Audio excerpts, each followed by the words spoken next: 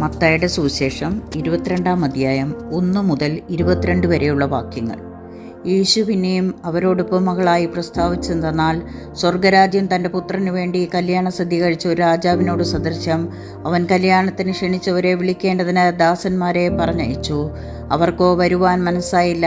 പിന്നെയും അവർ മറ്റു ദാസന്മാരെ അയച്ച്, എൻ്റെ മുത്താഴം ഒരുക്കി തീർന്നു, എൻ്റെ കാളകളെയും തടിപ്പിച്ച മൃഗങ്ങളെയും അറുത്ത് എല്ലാം ഒരുക്കിയിരിക്കുന്നു, കല്യാണത്തിന് വരുവീനെന്ന് ക്ഷണിച്ചവരോട് പറയിച്ചു. അവർ അത് കൂട്ടാക്കാതെ ഒരുത്തൻ തൻ്റെ നിലത്തിലേക്കും മറ്റൊരുത്തൻ തൻ്റെ വ്യാപാരത്തിനും പോയി കളഞ്ഞു.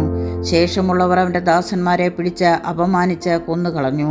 രാജാവ് കോപിച്ച് സൈന്യങ്ങളെ അയച്ച് ആ കൊലപാതകന്മാരെ മുടിച്ച് അവരുടെ പട്ടണം ചുട്ടുകളഞ്ഞു. പിന്നെ അവൻ ദാസന്മാരോട്, കല്യാണം ഒരുങ്ങിയിരിക്കുന്നു, ക്ഷണിക്കപ്പെട്ടവരോ യോഗ്യരായില്ല. ആകയാൽ വഴിത്തലയ്ക്കൽ ചെന്ന് കാണുന്നവരെ ഒക്കെയും കല്യാണത്തിന് വിളിക്കുവീനെന്ന് പറഞ്ഞു.